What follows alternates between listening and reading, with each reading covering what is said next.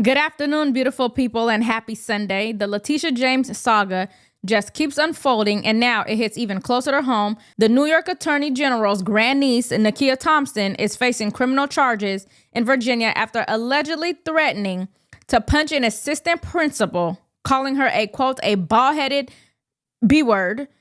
It sounds outrageous, but when you look at the full story, the threats, the criminal history, and the fact that she lives in the very home tied to Letitia James' federal mortgage fraud case, it raises one big question.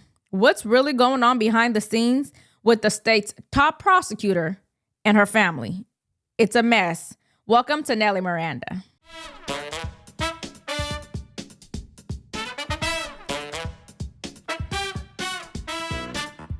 Here's what the New York Post reports happened. Thompson's child had a discipline issue at Lindenwood Elementary in Norfolk. When the assistant principal called her around 1 p.m., Thompson allegedly exploded, yelling over the phone, "I am going to punch you in the face." About 20 minutes later, she stormed into the school, barged into the office, and kept shouting obscenities in front of staff and kids. Witnesses say she threatened again, "I got something for you," and doubled down, "I'm still going to punch you in the effing face, bald-headed B-word." Now, the assistant principal, Marie Hall, later confirmed the comment was aimed at her. Police were called, and Thompson now faces a misdemeanor charge for threatening or profane language over public airwaves. Under Virginia law, that is a crime meant to stop harassment and intimidation. Now, here's where the plot thickens. Thompson lives in a Norfolk home owned by Letitia James, the same home that's central to the federal mortgage fraud case against her.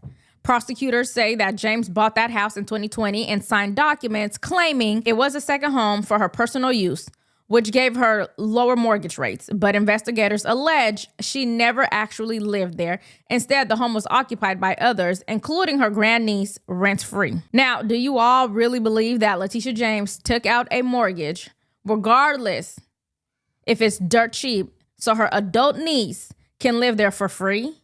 An adult niece who is not a positive contributing member of society. Now, why the hell would this grandniece not be able to pay some kind of rent? Are we just enabling criminals now? Okay, Top Cop. But let's not forget that Letitia James filed an IRS Schedule E form stating rents received 0 personal use days. So did she receive rent or not? But whatever. The problem is she stated she'd be the one occupying the home, and because of that, she received favorable mortgage terms and thus saved her about $18,900. In other words, the AG, the person who prosecutes fraud, may have committed fraud herself. And now the person living in the same property is being charged with violent threats and has a criminal record that includes probation violations and assault convictions. Optics matter, and the optics here, terrible. Prosecutors allege the 66-year-old New York prosecutor bought the 3-bedroom, 1-bathroom Norfolk, Virginia home in August 2020 for roughly $137,000.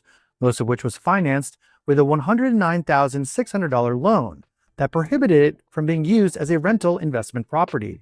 Her ill-gotten gains from the lower mortgage rate amounted to approximately $18,933 over the life of the loan, prosecutors allege. But now, in a shocking addition to the federal charges brought against James, new reporting also alleges that at least one of the Norfolk home's inhabitants is wanted by police, James's own grandniece, Nakia Thompson. According to court documents seen by the Daily Mail, Thompson is officially listed as an absconder who is wanted by authorities in Forsyth County, North Carolina, for failing to finish her probation.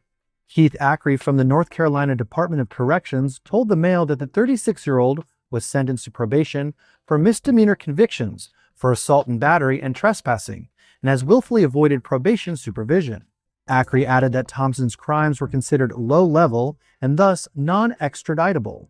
The under fire prosecutor's grandniece has reportedly been living with her 3 children in James's 3-bedroom property in Norfolk since 2020. James has called the charges baseless and political retribution from President Trump.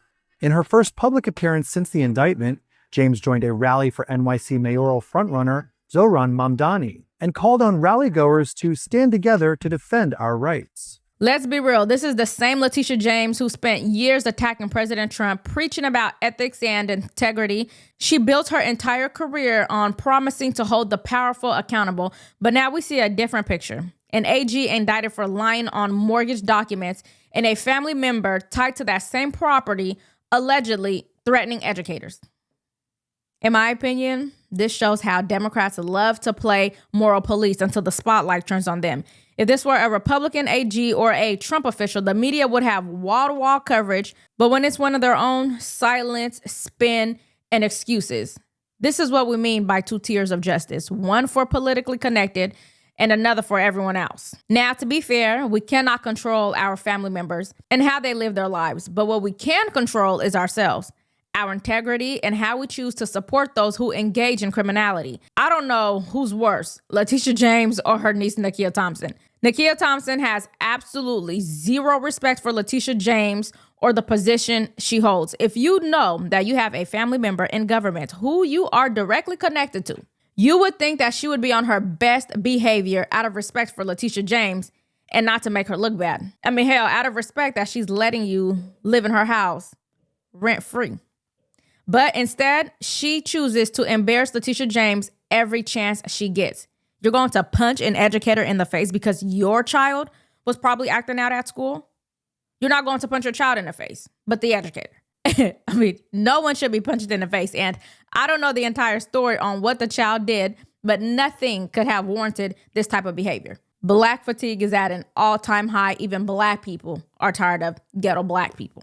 But this isn't just gossip about a relative. It's about whether the nation's top law enforcers think they're above the law. When an attorney general can allegedly falsify a mortgage application and her family member is still free to threaten school officials, it tells everyday Americans that accountability is optional for the elite. Letitia James pleaded not guilty to her alleged mortgage fraud. And boy, would it be a shame for her to ever prosecute anyone else on mortgage fraud on the basis of rules for thee and not for me. So here's the question I'll leave you with. Do you think Letitia James is being protected by the same system she weaponized against others? Let me know your thoughts in the comments. But before I let you go, I have to tell you about some fascinating new science out of the Pacific Northwest and why it's worth understanding even if you live across the country. The ground beneath our feet is ever-changing slowly. The region I'm referring to is the Cascadia subduction zone, the zone off the coast of Oregon, Washington, and Northern California, where the oceanic plate slides beneath the North American plate. For years, we've known this place is where major earthquakes and tsunamis can happen. We've been talking about this earthquake since I was in elementary school. Underneath, there are faults, fractures, and zones of weakness. The new seismic survey shows that rather than one uniform slab sliding neatly downward, there are fractures cutting through it, pieces separating, and microplates forming.